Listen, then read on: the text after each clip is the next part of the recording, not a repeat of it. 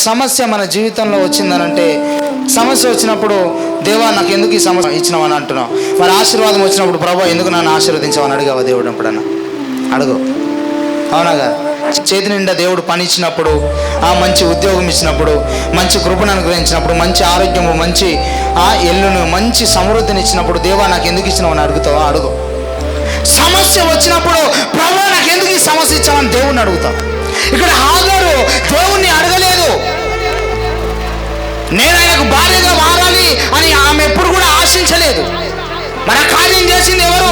శారానే హాగర్ను అబ్రాహాముకు భార్యగా ఇచ్చింది. ఇప్పుడు శారానే హాగర్ను తన ఇంట్లో నుంచి వెళ్ళిపోమని చెప్తుంది. మంచిదే, ఈ స్టోరీ చదువుకోవడానికి బాగానే ఉంటుంది. మనం కూడా ఎప్పుడో సారా సైడ్లో ఉండడానికి ప్రయత్నం చేస్తాం.